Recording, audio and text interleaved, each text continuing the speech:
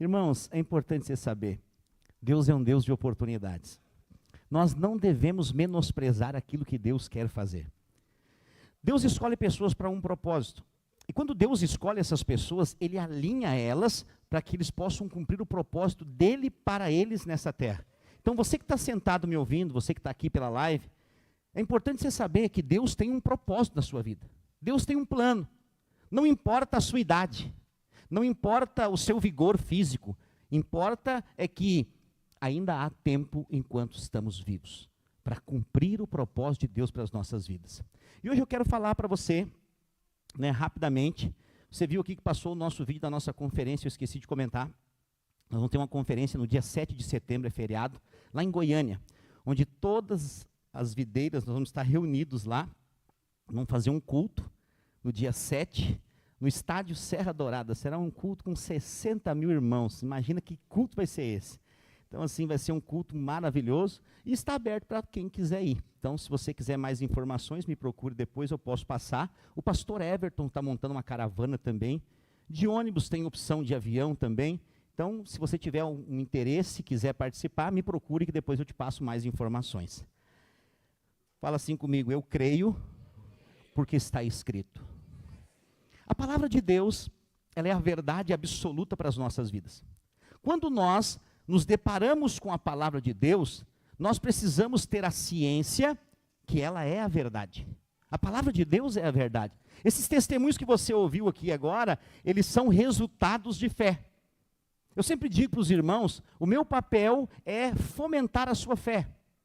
Todo domingo, toda sexta, todo sábado, toda quarta, nós nos reunimos para crescer em fé. Porque a fé vem pelo ouvir, e o ouvir a palavra de Cristo. E em todos os tempos, em todas as gerações, nós vemos que a fé, ela se torna o combustível, a substância que leva o milagre a acontecer em todas as esferas. Então, quando você ouve uma palavra e você diz, por exemplo, amém, o que você está falando? Você está dizendo, assim seja. Quando você diz amém, você está tomando posse daquela palavra para você.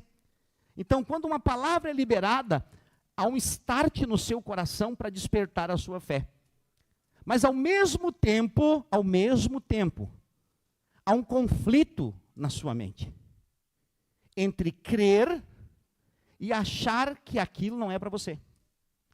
Então, eu lembro que quando nós decidimos fazer a obra de Deus e se entregar para viver o propósito, eu e a minha casa, diante de um chamado de Deus, eu falei para o meu pastor, eu não tenho condição de fazer isso. Eu não consigo. Ele falou, isso prova que tu é um escolhido.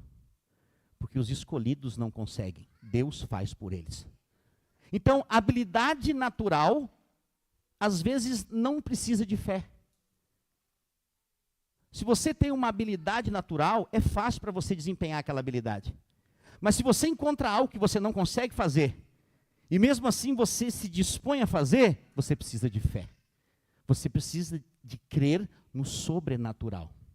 O que eu quero falar para você hoje? Eu quero falar da maneira de falar. De como você menciona com os seus lábios palavras positivas ou palavras negativas. Em toda a Bíblia, de Gênesis a Apocalipse, você vai ver que o que as pessoas falam define aonde elas vão chegar. Você vai perceber que é pelo falar que todas as coisas foram criadas. A Bíblia diz lá em Gênesis que Deus criou todas as coisas pela palavra da sua boca. Então, Ele criou todas as coisas, os céus e a terra, Gênesis capítulo 1, versículo 1. No versículo 2, abre para mim lá, por favor, Gênesis 1, 1. Para nós lermos juntos aqui. Gênesis capítulo 1, versículo 1, o início da Bíblia. Obrigado. É a Samira. Obrigado, Samira. No princípio, criou Deus os céus e a terra. Ponto. Versículo 2. A terra, porém, estava sem forma, vazia, e havia trevas sobre a face do abismo, e o Espírito de Deus pairava sobre a face das águas. Já falei isso para você aqui algumas vezes. É meio estranho esses dois versículos. Aqui é o início de tudo. A Gênesis é o início, Apocalipse é o fim. Mas quando você olha aqui para o versículo 1, volta lá. No princípio, o início de tudo, criou Deus os céus e a terra. Quando você lê essa frase, convenhamos que você entende que todas as coisas foram criadas. Sim ou não? Se ele criou os céus e a terra, tudo estava criado. Porque os céus, a Bíblia diz, são os céus do Senhor. E a terra ele deu aos filhos dos homens. Então ele criou os céus e a terra, tudo estava pleno e completo. Mas no versículo 2,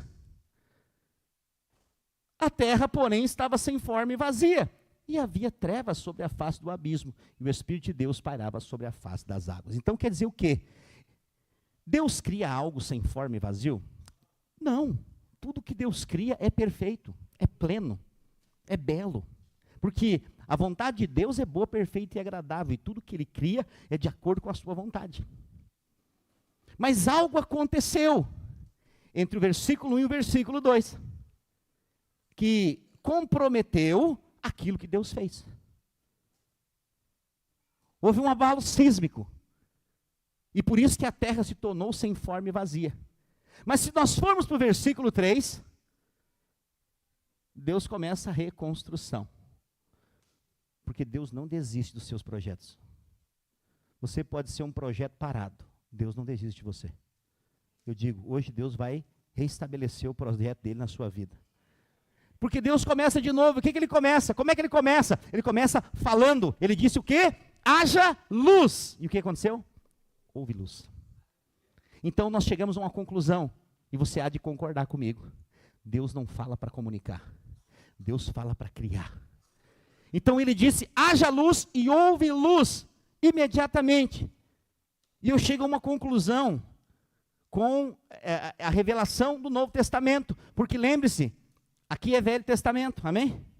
Nós vivemos na graça, na nova aliança. Nós vivemos depois da cruz. Nós vivemos na nova, viva e eterna aliança feita em Cristo Jesus. Mas isso não desqualifica o Velho Testamento. Porque toda a Bíblia é a palavra de Deus, amém? Toda a Bíblia, de Gênesis a Apocalipse. Mas o Velho Testamento já passou. Nós vivemos hoje a nova aliança.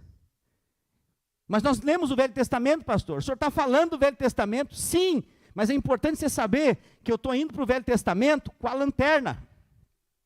E qual que é a lanterna do Velho Testamento? É o Novo. Porque Jesus está no Novo ou no Velho? Jesus está no Novo ou no Velho? No Novo, mas também está no Velho. Jesus está em toda a Bíblia. Sabe por quê? Jesus é o animal que morreu para salvar Adão e Eva lá no Éden. Jesus é o quarto homem da fornalha com Sadraque, Mesaque e Abednego. Jesus é o anjo poderoso com a espada lá no monte com Josué. Entendeu o que eu estou dizendo? Então Jesus está em toda a Bíblia. Mas como que nós enxergamos Jesus no Velho? Entendendo o Novo. Então é mais ou menos assim, o Velho Testamento é um quarto escuro. Você não deveria entrar num quarto escuro que você não conhece sem uma lanterna.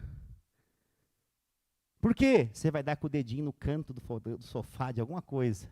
Porque o dedinho minguinho eu acho que foi feito só para isso, para bater no canto de um sofá, de uma mesa. Quem nunca bateu? E dói.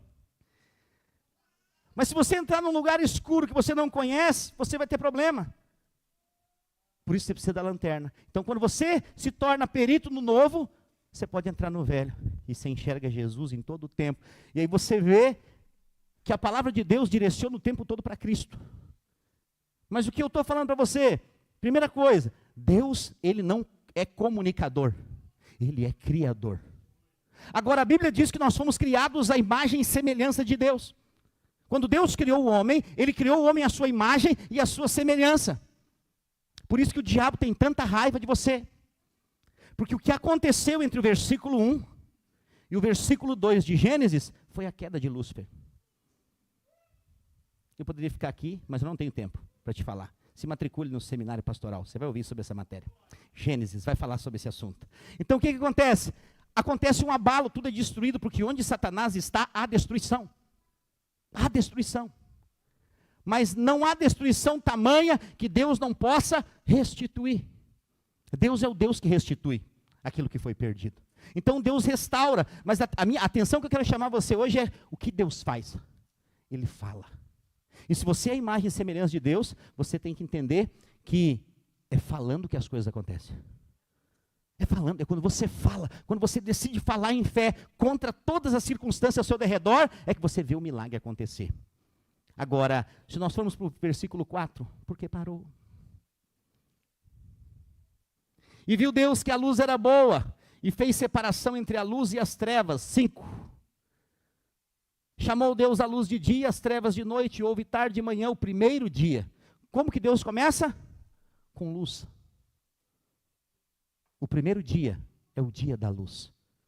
Porque sem luz nada pode se ver. Muitas vezes, os nossos olhos são entenebrecidos com as trevas desse mundo. E nós não conseguimos ver. Coisas simples. Por isso nós precisamos declarar quem nós somos em Deus. Nós vamos enfrentar lutas e dificuldades, e é no dia da luta é que nós vamos ser desafiados a falar em fé.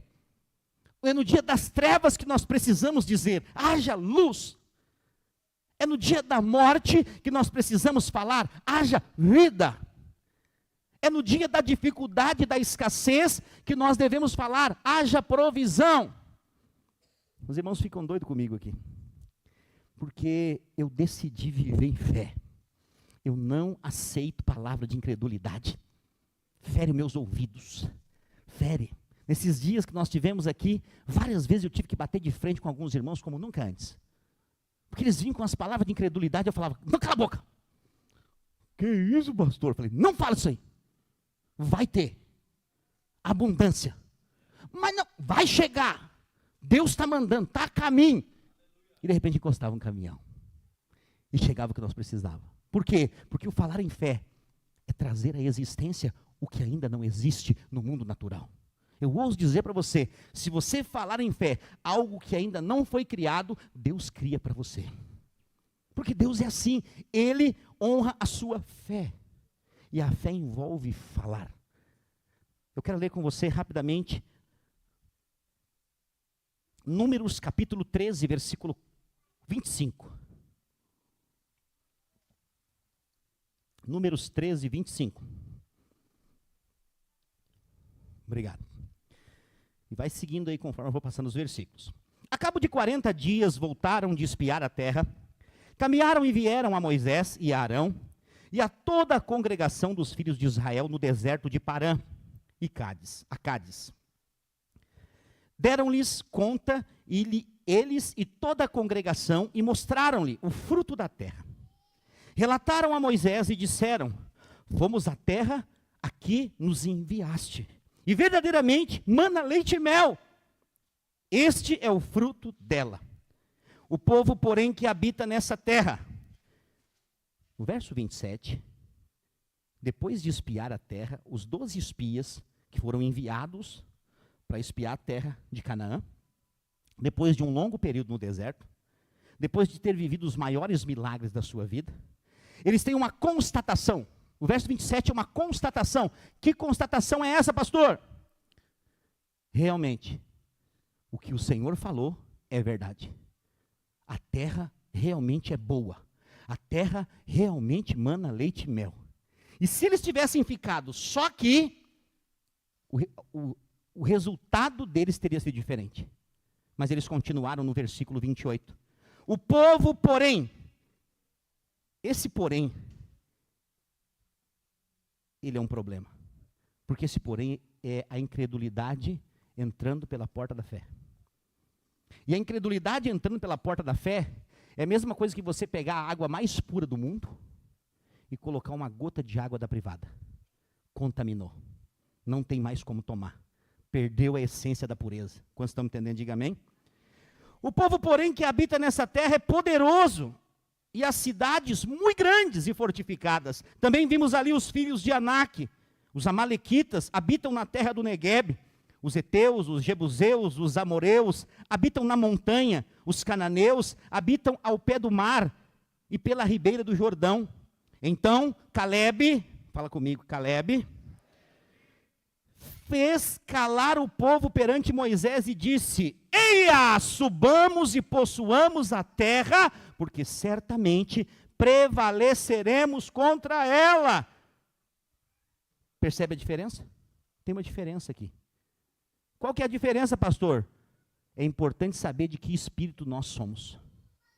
A Bíblia fala que Caleb e Josué eram de outro espírito. Que espírito eles eram? O espírito de fé. 12 espias foram espiar a terra. Para você entender o contexto, nós não vamos ler tudo. O contexto é o seguinte: você sabe que o povo hebreu estava escravizado no Egito. Deus levanta Moisés, Moisés vai então com Arão, acontece as 10 pragas, quem lembra das 10 pragas do Egito? Faraó é endurecido o seu coração, ele vai até a última praga, morre o primogênito, Deus salva o seu povo, alguns egípcios vão infiltrados no meio do povo, eles chegam diante do Mar Vermelho, o mar se abre, eles atravessam o mar, isso aponta para o batismo nas águas, então eles foram salvos do mundo. O que é salvação do mundo? Conversão. É por meio do que eles foram salvos? O sangue nos umbrais das portas, o Passach, a Páscoa. A Páscoa dos judeus é a salvação por meio do sangue do Cordeiro. Por que você foi salvo? Por meio do sangue de Jesus. Ele é o Cordeiro de Deus que tira o pecado do mundo. Então eles saem, a experiência de novo nascimento produz o quê? O testemunho público de fé. Então eles passam a seco diante do Mar Vermelho. Aponta para a experiência do batismo. E logo depois do batismo, eles são inseridos aonde? No deserto. Porque o deserto é a escola do Espírito Santo. Todo aquele que nasce de novo, passa pelo batismo, vai enfrentar dias de deserto para frente. Mas eu tenho que estar com os olhos no deserto? Não! Deserto é lugar de passagem. Deserto é como tempestade. Ninguém vive numa tempestade. Tempestades passam. E depois da tempestade, vem a bonança. Depois do deserto, vem a terra prometida. Então eu quero dizer para você, se você tem passado por deserto nesses dias, a terra prometida está próxima. O que eu tenho que fazer? Vou te ensinar hoje. Não pare no meio do caminho. Não abra sua boca para falar bobagem. Fala como Caleb. Eia, subamos e possuamos a terra que o Senhor nos deu. Porque ele falou em fé. Ele tinha um espírito de fé. Enquanto os 10 espias tiveram um outro diagnóstico. Eles falaram, tem gigantes. E eles são poderosos. E eles tiveram o cabimento de falar. Diante dos olhos deles, nós éramos como gafanhotos. Eles nem falaram com o povo. Eles deduziram isso na cabeça deles. E a maneira como você se vê, vai ser a maneira que você vai viver. Eu quero te ver. Não veja quem você é. Se veja em Cristo. Se veja quem Cristo é. Cristo em vós é a esperança da glória. Você está em Cristo e Cristo está em você. E assim como Ele é, a Bíblia diz, nós somos nesse mundo. Essa é a verdade da palavra de Deus. Então, Caleb, ele possuído do espírito de fé, ele falou, não é isso não. Mas o que acontece? 10 é maior do que 2 ou menor? 10 é maior do que 2. E o povo foi pela maioria. Eu quero dizer, não vá pela maioria. Nem sempre a maioria está certa. Não tenha medo de ficar do lado da minoria. Porque às vezes a minoria que é de Deus. Nessa ocasião, esses 2 é que eram os de Deus. Mas os sábios, os entendidos, os anciãos, foram aqueles que levaram crédito. Mas os 2 mais jovens da equipe, eles eram príncipes das tribos. Porque só 12 príncipes foram enviados para espiar a terra. Então, Caleb e Josué eram príncipes. Mas eles foram menosprezados. Não menosprezem os jovens. Às vezes Deus os escolhe para fazer grandes obras. E esses jovens, então, eles tomaram posse da palavra de Deus e quase foram apedrejados por causa disso. Porque se nós continuarmos lendo aqui, o povo se revoltou contra eles. Mas por que Josué e Caleb chegaram a essa conclusão? Porque eles criam no Deus Todo-Poderoso, que prometeu que eles estavam sendo enviados. Eles ouviram quando criança, os seus pais falando, Moisés falando, há uma terra que Deus preparou para nós, e essa terra mana leite e mel, é uma terra de vida, de provisão, de alegria, de fartura. E quando eles estão prestes a entrar na terra, a incredulidade da palavra que sai da boca deles, matou todos eles do deserto. Porque sabe que foi a conversa deles do deserto inteiro? Se você ler a Bíblia, e você lê a história, você vai ver que o tempo todo eles estavam com fome. Acabaram as cebolas, os pepinos e os repolhos do Egito. Comidinha sem vergonha, hein? O Egito só oferece comida ruim. Então assim, o Egito aponta para o mundo, não se esqueça. Quando acabou a comida do Egito que eles haviam levado, eles pressionaram Moisés. E o que eles falaram? Moisés, por que Deus nos tirou lá do Egito? Pelo menos lá não tinha comida. Agora nós vamos morrer de fome aqui no deserto. O que eles falaram? Palavra de morte. Você já viu que todos nós somos pré-programados para falar em morte o tempo todo? Avalia bem o que você fala quando você está com fome. Avalia o que você fala quando você está com muito sono. A morte está pré-programada para os nossos lábios. O morto não come. Mas o que nós falamos? Estou morto de fome. Morto não dorme, ele está morto. E o que a gente fala quando a gente está com sono? Estou morto de sono. E quando está com saudade? Estou morto de saudade. Você percebeu que nós somos pré-programados para falar em morte? Por quê? Porque o que a nossa boca fala vai trazer a existência. Eu aprendi isso desde cedo. Deus me deu a graça de andar sempre com homens de Deus que falam em fé. E por isso eu sou questionado, confrontado, ignorado, chacoteado. Pessoas debocham de mim e eu não estou nem aí. Vou aqui, ó. Minha ruga de preocupação. É lindo ver quando Deus faz. Hoje o obreiro Jonas falou aqui do som. Os irmãos, depois que eu falei, eles me pegaram na salinha lá. Porque eles me pegam, eles me pressionam. Ele falou, pastor, como é que o senhor falou que nós ganhamos um som novo? Eu sei o que eles falaram. No fundo, eles falaram, o senhor mentiu. Eu falei, vocês estão enganados. Espera só um tempinho, que vocês vão ver que o que eu estava falando era real. Porque ninguém sabia se ia funcionar, essa é a verdade. Mas eu declarei, se não funcionar, alguém vai ofertar um novo. Mas que nós ganhamos esse som novo pela fé, nós ganhamos. E agora? Vai dar conserto. Pastor, mas tem que pagar, nós não temos dinheiro. Meu pastor amado, que é uma benção, meu supervisor, Gilberto Camilo, alguém que é um homem de aliança, falou, Juan, pode mandar arrumar, nós vamos pagar. E nós estamos com o conserto do som pago 100%. E o seguinte, está vendo esse piso vinílico que está aqui? Virou água aí, irmão. Pode virar, depois é só passar um paninho e fica limpo. Poeira nunca mais. Todo emborrachado, ele é de pneu reciclado, por isso ele está emborrachado assim, ó. E ele tem 10 anos de garantia, se furar, se acontecer qualquer coisa, o pessoal vem aqui arrumar. Você está vendo? Se você não está vendo, ajuste a sua visão. Pastor, a próxima coisa vai ser pedir dinheiro para o piso? Não, não, não, não. Eu já pedi para Deus, Ele vai me dar tudo que eu preciso. Tudo. Ele vai me dar. Porque Ele sempre faz assim. E vai ser um dia que você vai chegar aqui, você vai ver. Falar, é verdade.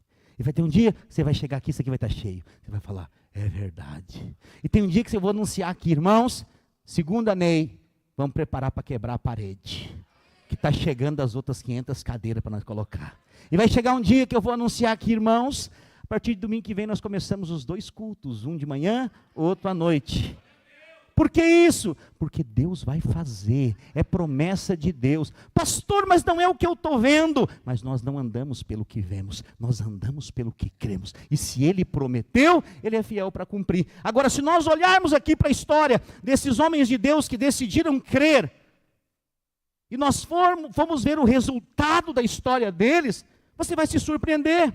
Porque Caleb, que foi o escolhido dessa noite, eu falei de Josué também, que era uma dupla, não sertaneja, mas eram os dois que creram. Josué e Caleb, eles creram contra as circunstâncias. E chegou um momento em que eles foram tomar posse da terra. E quando eles estavam diante da terra, eles foram mais uma vez espiar a terra. Quantas pessoas eles mandaram agora? Você lembra do segundo momento dos espias? Você não lembra, né? Você pulou essa parte da Bíblia. Você folheou e passou adiante. 2. Agora, por que Josué mandou só 2? Porque 12 dá muito problema. 2 é melhor mandar só 2. E o que acontece? Eles trouxeram o diagnóstico e Deus deu a direção. Qual era a primeira terra a ser conquistada? Vou te dar uma dica, para você que não se lembra. Começa com Geri e termina com Có. Que gente inteligente, aleluia! Eu sou o pastor dessa igreja. Então o que acontece?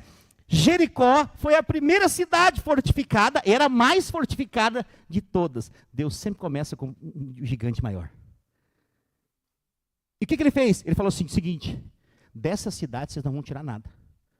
Todo o despojo dessa cidade vai ser para mim. Eu falar em dízimo, esse é o 100º. Ele pediu 100%. Tudo da cidade, porque o primeiro é para Deus. Havia 33 cidades, 32 cidades no total. Mas Deus disse, a primeira é minha. Como é que eles venceram? No grito. Então aquele jargão que o mundo diz, vai ganhar no grito? Por isso o povo chama nós de gritão. Os crentes são gritão. Esses crentes acham que Deus é surdo. Ele não é surdo. Ele grita junto com nós. Porque quando ele fala, a terra estremece. Será que ele fala baixo? Será que ele fala baixo? Quando ele fala, a terra estremece? Ele fala alto. Então nós somos da mesma natureza. Nós falamos da mesma altura. Amém? Então o que acontece? Nós vemos que Deus, ele entra em cena. Ele fala algo completamente fora do propósito de uma batalha. Ele fala, vocês pegam um chifre de carneiro, botam o sacerdote na frente, pega o povo e vai. Vocês vão rodear Jericó. 7 dias. Cada dia, uma volta. No último dia, 7 voltas. E no final do 7º dia, da 7ª volta, vocês vão tocar o chifre do quê? De carneiro. E quando vocês tocar o chifre de carneiro, eu vou vencer a batalha para vocês. E eles creram. E eles foram lá. O povo de Jericó ficou tudo doido. Eles vêm vindo, vamos começar a batalha. E embora. Eles vêm vindo de novo. 7 dias de sofrimento, imagina. Eles se preparavam, os caras iam embora. Se preparavam. No último dia, eles deram a primeira volta e falaram, agora eles vão se armar. Eles vão vir, se prepara. Eles vão vir, se prepara. No último momento eles tocam. E todo mundo grita. E as muralhas caem. Sabe por quê? Nós somos cercados por muralhas às vezes. E onde nós vencemos as muralhas? O que tem a ver o chifre do carneiro com tudo isso? Lembre-se, Jesus é o carneiro. Para você ter o chifre, o carneiro tem que morrer. Quando você toca o trompete de Jesus, você está anunciando que pela morte dele, você recebeu vida. E em Cristo Jesus você é mais que vencedor. Não há muralhas que não caiam diante da morte de Cristo. Se você toma posse do sangue, hoje nós vamos celebrar a mesa do Senhor. Quando você toma posse do sangue, da vitória da cruz, não há muralha que fique de pé diante de você. Mas nós precisamos falar. Percebe? Mais uma vez nós vemos eles o quê? Gritando. Eles gritaram, e aquela muralha fortificada, os muros de Jericó eram da largura de passava carruagem em cima. Tinham casas, a Raabe, a prostituta, morava em cima do muro. Então tinha casa em cima do muro. A Bíblia é maravilhosa.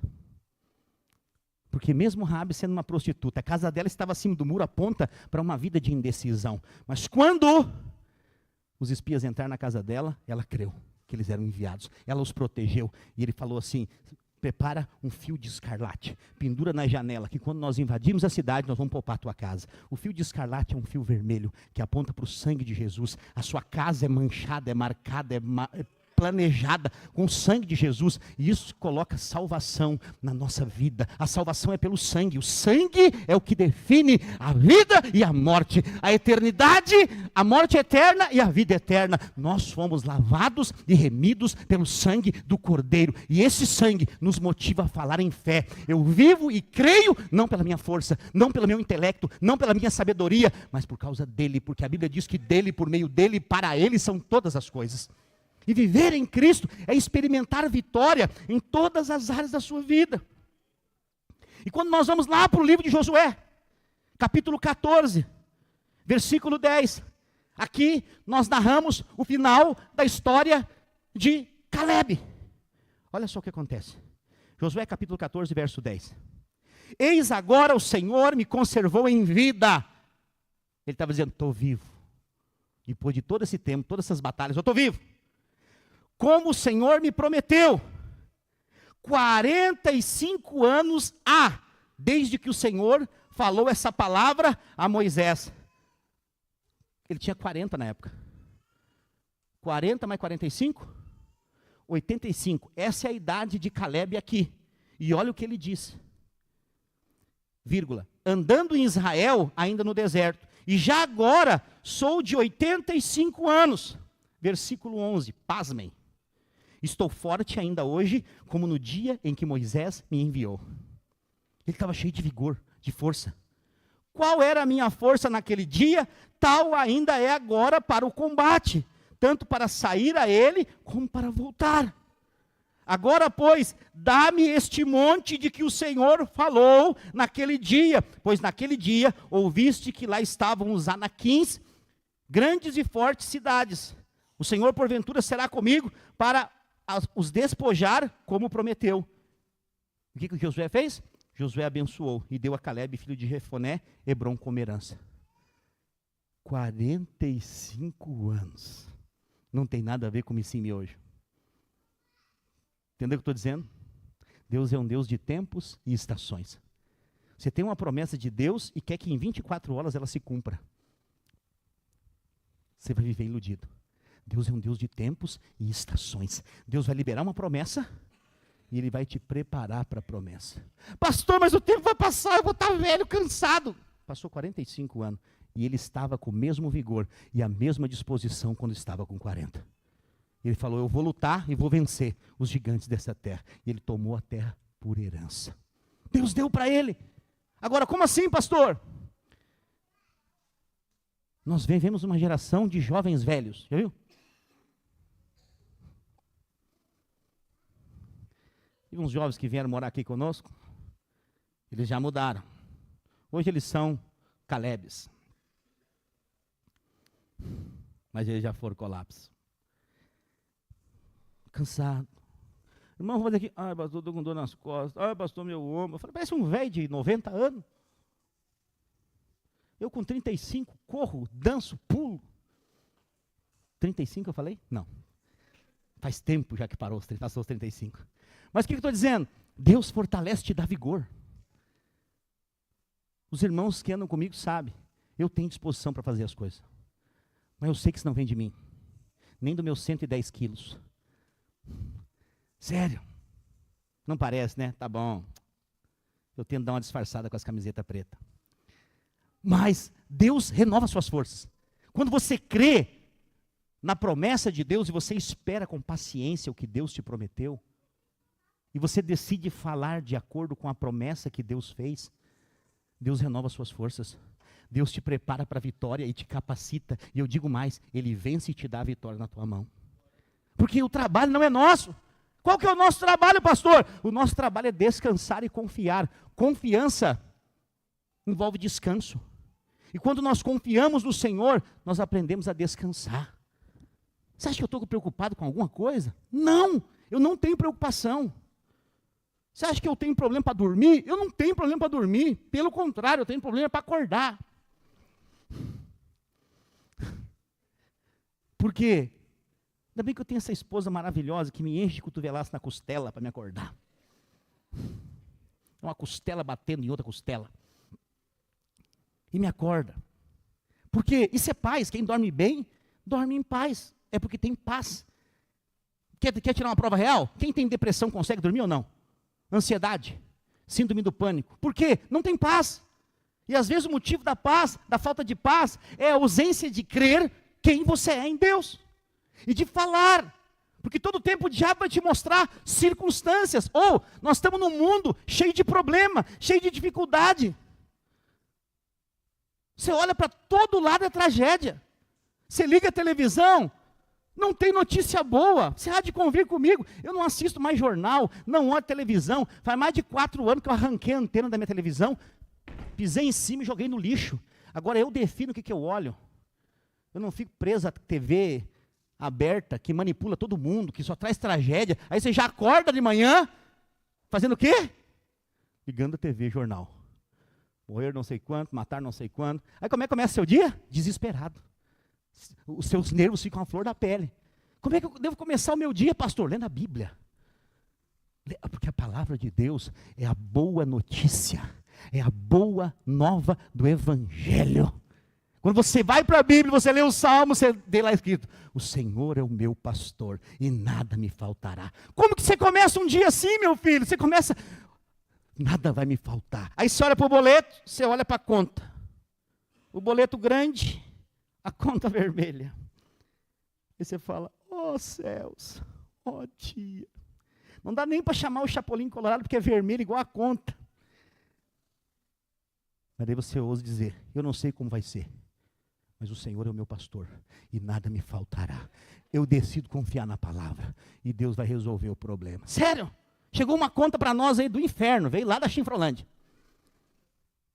R$ 1.332,70 de água. Eles deram 3 meses para nós e cobraram numa conta os 3 meses. Isso é presente de grego, falei, não aceito. Quando eu olhei para a conta chegou, eu falei, está amarrado em nome de Jesus, não é isso aqui. Nicolas Pinzon, nosso tesoureiro, vai entrar em contato com esse negócio aí, vai diminuir. Pastor, não retruca, só faz. Amém, pastor, amado pastor, como ele fala. E ele foi fazer. Resumindo, os caras não tinham feito a leitura.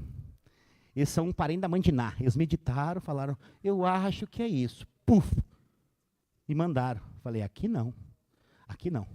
Eles foram, os caras vieram aqui na frente. Eu vi eles lendo o relógio, fiquei no bico deles. 24 horas depois, veio a conta revisada. R$ 332. Só 1.000 de diferença. Quanta gente pagou? Quanta gente aceitou?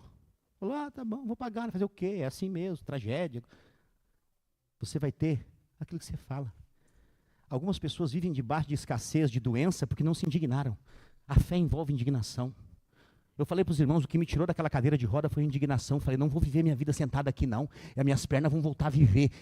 Vamos arrancar tua perna. Nunca, não vamos arrancar nenhuma perna minha. Eu vou voltar a caminhar, essas pernas vão... Hoje elas estão mortas, mas elas vão voltar à vida. E todo o tempo falando, até o dia que eu levantei da cadeira de roda e saí caminhando. Por quê? Porque eu decidi falar e crer contra a circunstância. Eu estou te dando uma chave espiritual para você sair da cadeia, para você sair dessa amarra que te prende, às vezes, na tristeza, na angústia, na depressão, no medo, na doença, na enfermidade. Pastor, mas eu estou crendo e não passa. Continua crendo. Vai até o fim. Pastor, mas parece que a minha vida voltou para trás. Pois é, eu quero te contar uma boa notícia. Ela voltou mesmo, mas é como uma funda, como um estilingue. Você foi para trás para ir mais longe para frente. Você está entendendo o que eu estou dizendo? É assim que Deus faz com o seu povo. Se você é povo de Deus, você é filho de Deus, você vai ir ter voos altos. Agora você tem que cuidar do que você fala. Deus te chamou para conquistar. E ouça, não tem a ver com você. Eu costumo dizer que antes de Jesus, eu era um nada. Até o dia que Jesus entrou na minha vida. E sabe o que eu me tornei? Um nada com Jesus. Então tudo que tem na minha vida é Jesus. E se tirar Jesus, se pudesse tirar, mas não pode, o que restaria era nada. E você que está rindo, eu quero dizer, essa é a sua história. Você é um nada sem Jesus. Mas com Jesus, tudo posso naquele que me fortalece. Você está entendendo o que eu estou dizendo? Por causa daquela cruz, por causa do sangue derramado, nós recebemos fé para crer e viver uma novidade de vida. Houve um sangue. Como é maravilhoso. A palavra de Deus é tão poderosa. Nós não merecemos nada. E Ele nos dá tudo. Nós merecíamos o fogo do inferno, a condenação. Nós somos falhos, inconstantes, debilitados. Mas em todas essas coisas, somos mais que vencedores. Por meio de Cristo Jesus. Deus nos amou. Eu quero dizer para você nessa noite, Deus te ama. Ele não leva em consideração suas falhas, as suas debilidades. Ele não olha para você. Ele olha para o Cristo que está em você. E Cristo é aprovado diante de Deus. Cristo é o Filho amado. E nós só somos porque Ele é. Essa é a verdade. A Bíblia fala, esse é o mistério que estava oculto nos séculos e nas gerações. Que mistério é esse, pastor? Cristo em vós, a esperança da glória. O grande Deus que se fez pequeno para morar dentro de mim e de você. Hoje, onde nós vamos, nós carregamos a presença de Deus. Como eu me sinto privilegiado. Eu me sinto como a pessoa mais rica do universo. Sabe, o fato de poder ter o próprio Deus dentro de você. Ninguém conhece mais você do que você mesmo.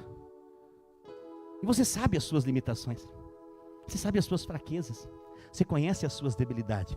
Mas eu quero dizer para você, continue crendo nele e não em você. Continue crendo nele. A fé é baseada nele. E à medida que você crê nele, você vai andando em fé. E você vai crescendo em fé. Eu queria convidar você a ficar de pé nessa noite. Hoje nós vamos, mais uma vez, fazer memória de Jesus. Uma vez por mês nós nos reunimos aqui. É o dia que não tem Domingo Kids, as crianças estão aqui conosco. E nós trazemos à memória aquilo que nos dá esperança. Eu quero dizer, não há muita esperança nessa terra. Há só uma. E essa esperança é Cristo Jesus. Nele nós vivemos, nos movemos e existimos. E por meio de Cristo Jesus, nós podemos experimentar o sobrenatural. Eu quero dizer para você, Deus escolhe pessoas improváveis. Jesus não morreu pelos acadêmicos da época. Não. Ele morreu para uma classe de pessoas que eram inimigas do Evangelho. Os religiosos não creram em quem ele era. A Bíblia diz que ele veio para os seus, mas os seus não receberam. Porque eles esperavam um rei, num castelo, sentado num trono, com autoridade natural. Mas Jesus disse, o meu reino não é dessa terra. O meu reino é dos céus. Haverá um dia que o meu reino será estabelecido, mas não é agora. Agora eu vim para salvar o pecador. E ele morreu numa cruz, ele foi até o último momento de humilhação. Um Deus morrer é a maior humilhação que existe. Deus é imortal. Mas ele provou a morte para que eu e você não precisássemos provar. Eu queria que você pegasse, os servos podem servir. Se você já é batizado nas águas, mesmo que você é de outra igreja, não se preocupe. Se você já desceu as águas do batismo, você é convidado para ceiar conosco. Nós vamos ceiar, mas antes de nós tomarmos a ceia, eu quero ainda falar algo para você. Então pegue o cálice aí. Você já desceu as águas, já deu o seu testemunho público de fé. Pastor, por que tem que ser batizado para ceiar? Uma ordenança está ligada à outra. Você dá o testemunho público de fé de quem você é em Deus. Nós vamos ter um batismo agora, se eu não me engano, no final de setembro. Tem a data certinha. Vai passar o encontro, depois tem o batismo. Então se você não é batizado ainda, você vai poder passar pelo encontro, depois batizar e participar da ceia. Mas em dias como esse, nós trazemos à memória aquilo que nos dá esperança. Eu disse para você hoje, nessa noite, você vai ter aquilo que você fala. E no nosso meio, você é treinado para falar em fé. Quero dizer para você, não permita que os seus lábios desconstruam o que a palavra está construindo na sua vida. O falar em fé envolve em falar de acordo com o que Deus fala. E você está diante hoje, esses elementos da ceia, o pão e o cálice, eles são a prova viva da aliança de Deus com a humanidade. Todas as vezes que nós nos reunimos como igreja, nós nos alimentamos da palavra de Deus.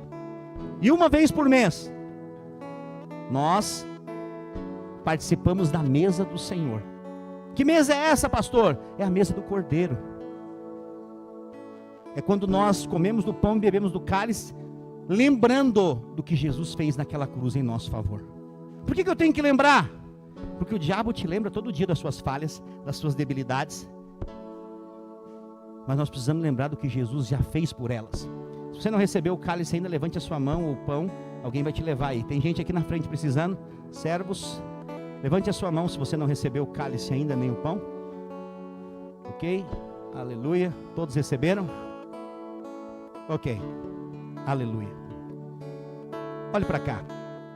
A Bíblia diz que Jesus, ele é o pão que foi moído e partido pelas nossas transgressões. Jesus tinha pecado, sim ou não? Não, nenhum. Nunca pecou. Ele foi tentado, mas nunca cedeu. A Bíblia diz que o primeiro Adão, ele foi alma vivente, ele caiu. Mas o segundo Adão, ele é espírito vivificante. Ele venceu. Ele habitou no corpo de homem, mas nunca foi contaminado pelo pecado. Por isso ele foi o sacrifício perfeito lá na cruz. E ao ter o seu corpo moído naquela cruz, eu e você fomos redimidos do pecado. A Bíblia fala que nenhuma condenação há mais, e eu vou repetir mais uma vez para que isso fique gravado no seu coração. Romanos capítulo 8, versículo 1, nenhuma condenação há para aqueles que estão em Cristo Jesus. Quem está dizendo isso, pastor? É a palavra da verdade, é o próprio Jesus, declarando que o seu pecado foi apagado. Lembra que João Batista, o último profeta do Velho Testamento, profetizou? Lembra da última profecia de João Batista? Eis o Cordeiro de Deus que tira o pecado do mundo. Até João Batista, o pecado era encoberto. Mas quando João Batista aponta para Jesus, Jesus veio para cumprir e exterminar de uma vez por todas do problema entre Deus e o homem. O pecado era o abismo que separava o homem de Deus, mas agora a cruz é a ponte que nos leva de volta para Ele. E no momento que nós recebemos a cruz como o sacrifício do Senhor, nós agora não há mais condenação para nós. As coisas velhas já passaram. Eis que tudo se fez novo. Ele morreu, um morreu, e todos foram salvos. Pastor, o senhor está dizendo que toda a humanidade é salva? Sim! Então ninguém precisa aceitar Jesus, porque não, calma aí. Toda a humanidade é salva. Só que nós precisamos reconhecer. Lembre-se que eu falei do mundo? O mundo é uma cela de prisão, que a porta já foi aberta. O sangue abriu a porta. Só que está cheio de gente lá dentro. E nós precisamos avisar. Ei! Ele já te salvou, filho. Você só precisa crer. Quantas pessoas hoje estão morrendo por causa dessa mensagem? Irmãos nossos lá no Oriente Médio estão sendo decapitados por essa mensagem. Quantas pessoas hoje estão tendo seus filhos mortos, suas filhas estupradas por terroristas, por não negarem o nome de Jesus? Nós vamos encontrar com esses vencedores do céu, porque Deus está nos preparando e tem nos tornado vencedores por causa da obra do Cordeiro. Essa é a porção da herança do Senhor para nós. Essa cidade Deus nos deu por herança, e nós vamos ter uma célula desta igreja em cada rua desta cidade. Às quartas-feiras, quando estivermos andando pelas ruas dessa cidade, nós veremos os louvores das células tocando. Porque é uma promessa de Deus. Homens, mulheres cheios do Espírito Santo, que creram para o que foram chamados. Hoje nós estamos diante do pão e do sangue que representa uma aliança. Deus fez uma aliança com o homem, um Deus perfeito fez uma aliança com o homem imperfeito. Mas sabe o que ele fez? Ele tirou o homem do centro. Ele deu o seu filho para morrer. E o filho morreu. E agora, todo aquele que crê no filho se torna filho também. Hoje, nessa noite, algumas pessoas nasceram de novo, porque você creu em Jesus. E você agora vai viver em novidade de vida pela palavra de fé que você proclamou. Eu queria que você levantasse o seu pão nessa noite e falasse assim comigo: esse é o corpo de Cristo, que foi moído pelas minhas transgressões. O castigo que me traz a paz estava sobre ele, e pelas suas chagas, pelas suas feridas, pelas enfermidades, eu fui sarado. Nenhuma condenação há sobre a minha vida, nenhuma maldição tem poder contra a minha vida, contra a minha casa, contra a minha família. Ao comer desse pão, eu como saúde plena, completa, em nome de Jesus. Erga o seu cálice, fala: esse é o sangue da nova, da viva e da eterna aliança, feita em Cristo Jesus. Ao beber desse cálice, eu reconheço que todos os meus pecados foram perdoados. Eu estou em Cristo e Ele está em mim para sempre. Em nome de Jesus. Amém. Coma do pão, beba do cálice e seja abençoado.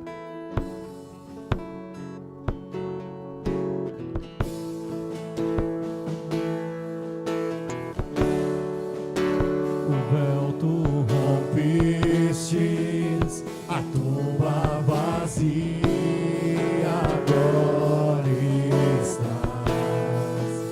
O céu te adora, proclama a tua glória, pois ressuscitaste, vivo estás.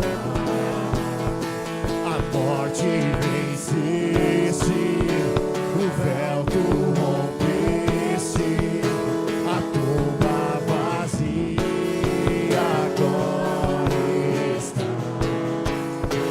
O céu te adora, proclama a tua glória, pois ressuscitaste, vivo estás. Aleluia, aleluia. Ergue a sua mão, quero te abençoar. Eu declaro que o amor do Pai, a graça do Filho e a comunhão do Espírito Santo esteja sobre a sua vida. Eu profetizo que essa semana vai ser a melhor semana da sua vida.